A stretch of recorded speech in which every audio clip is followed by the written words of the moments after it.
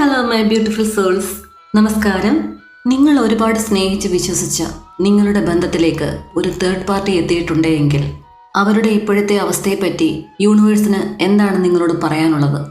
നിങ്ങളുടെ മനോഹരമായ ബന്ധത്തിനിടയിലേക്ക് ഒരു തേർഡ് പാർട്ടിക്ക് സ്ഥാനം കൊടുത്ത നിങ്ങളുടെ വ്യക്തിക്ക് സംഭവിച്ചത് എന്താണ്? ആരോരും അറിയാതെ നിങ്ങൾ അടക്കിപ്പിടിച്ചു കൊണ്ട് നടക്കുന്ന നിങ്ങളുടെ ഈ ഒരു സങ്കടം പ്രപഞ്ചശക്തി കാണുന്നില്ല എന്ന തോന്നൽ നിങ്ങൾക്കുണ്ടോ? ആ ഒരു സുപ്രീം പവർ സൈലൻ്റായിരിക്കുകയാണ്, പക്ഷേ ഒരിക്കലും ബ്ലൈൻഡ് അല്ല. സത്യത്തിൻ്റെയും നീതിയുടെയും കണ്ണുകൾ കെട്ടിവെക്കാൻ ഒരിക്കലും ഒരാൾക്കും ആവില്ല. ആദ്യമായിട്ടാണ് ഈ ചാനൽ കാണുന്നത് എങ്കിൽ നമ്മുടെ ചാനൽ ഒന്ന് സബ്സ്ക്രൈബ് ചെയ്യുക. നിങ്ങളുടെ എനർജി ഈ റീഡിങ്ങുമായി കണക്ട് ചെയ്യുക. അപ്പോൾ നമുക്ക് റീഡിങ്ങിലേക്ക് പോകാം. നിങ്ങൾ സ്നേഹിക്കുന്ന വ്യക്തിയെപ്പറ്റി ഓർക്കുക. അവരുടെ പേര് ഒരു 3 പ്രാവശ്യം മനസ്സിൽ പറയുക.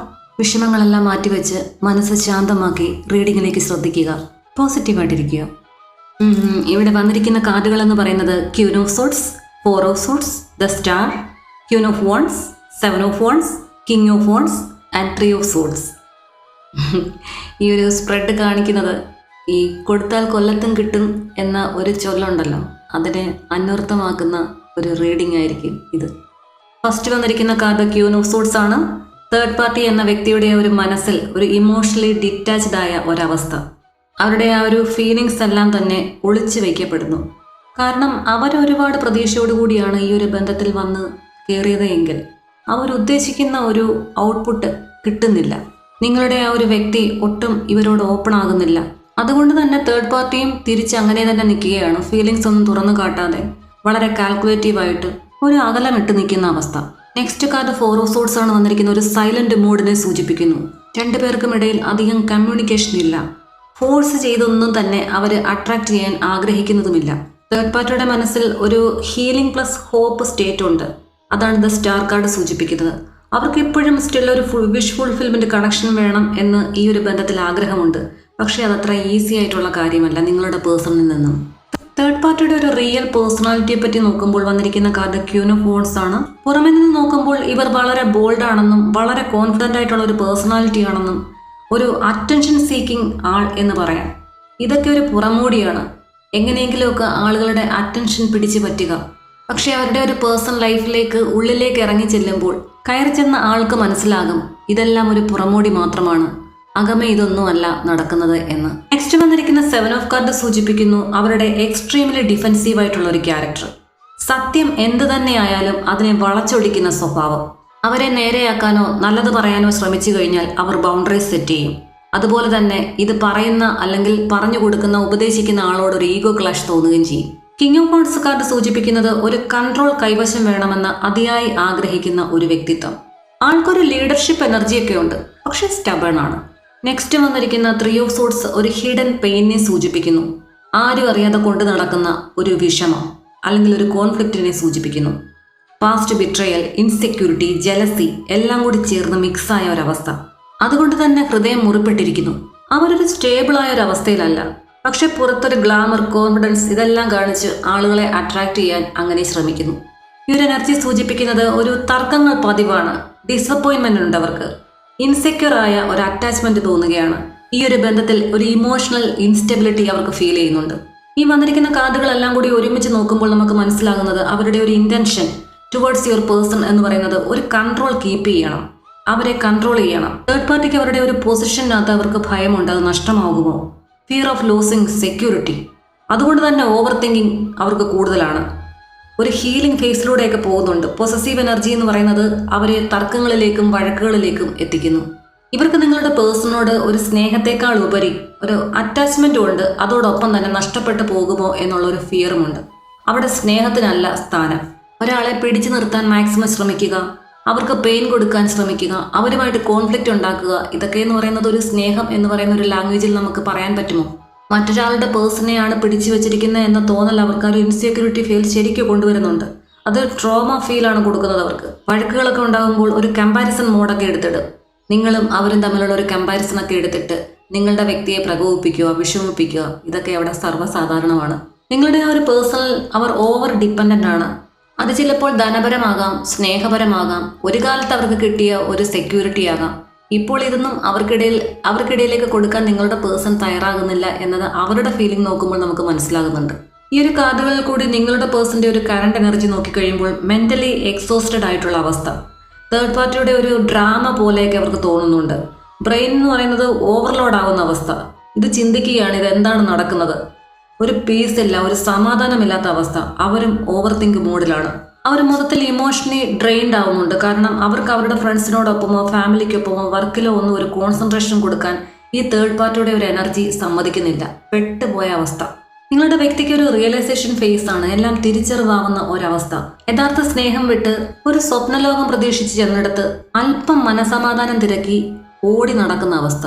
അവരുടെ ആ ഒരു കണ്ണ് തുറക്കുന്നുണ്ട്. ഇപ്പോഴും അവർ സ്ലോലി മനസ്സിലാക്കുകയാണ് ഇത് എൻ്റെ എനർജി അല്ല, എൻ്റെ ഭാവിക്കോ അല്ലെങ്കിൽ എൻ്റെ ഹൃദയത്തിനോ സ്യൂട്ട് ചെയ്യുന്ന ഒരു ബന്ധമല്ല ഇത് എന്ന് അവർക്ക് യൂണിവേഴ്സ് മനസ്സിലാക്കി കൊടുക്കുന്നുണ്ട്.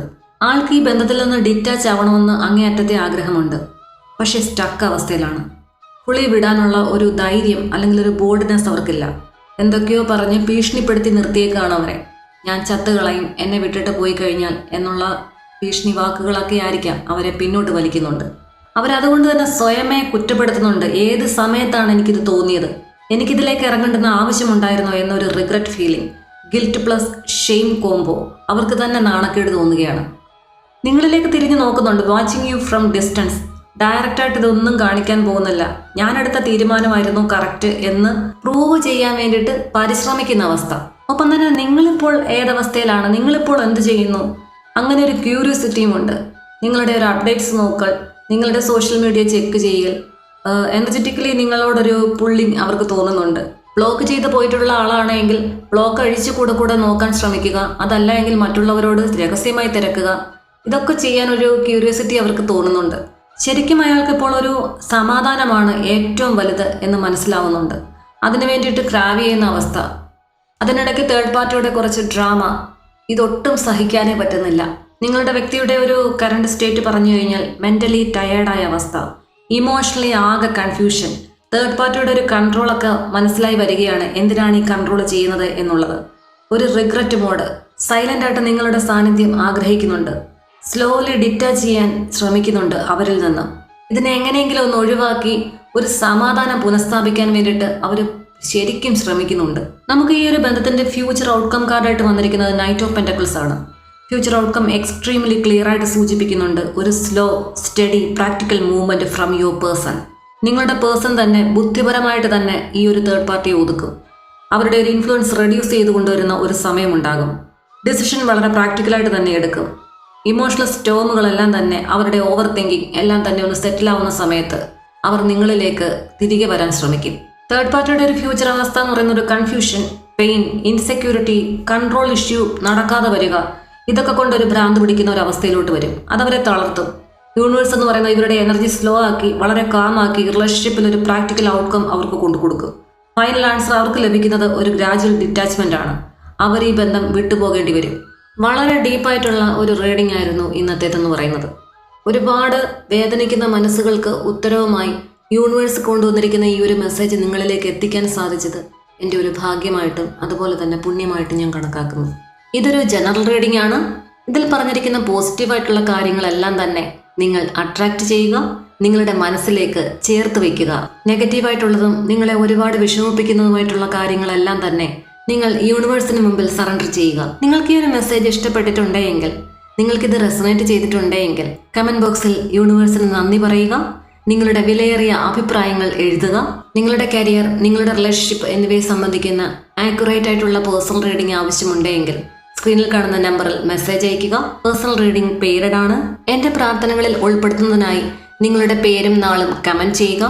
നാളറിയില്ല എങ്കിൽ ജനിച്ച മാസം കമന്റ് ചെയ്താൽ മതിയാകും. തീർച്ചയായിട്ടും നിങ്ങളെ എൻ്റെ പ്രാർത്ഥനകളിൽ ഉൾപ്പെടുത്തുന്നതായിരിക്കും.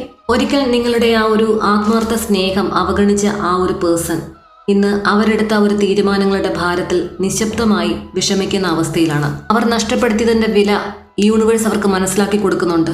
അതിനെയാണ് നമ്മൾ കർമ്മ എന്ന് പറയുന്നത്. ഈ റീഡിംഗ് കണ്ടുകൊണ്ടിരിക്കുന്ന, സ്നേഹിക്കാൻ മാത്രം അറിയാവുന്ന നിങ്ങളെ ഈശ്വരൻ അനുഗ്രഹിക്കട്ടെ എന്ന് ആത്മാർത്ഥമായി പ്രാർത്ഥിച്ചുകൊണ്ട് നിർത്തുന്നു. നന്ദി, നമസ്കാരം.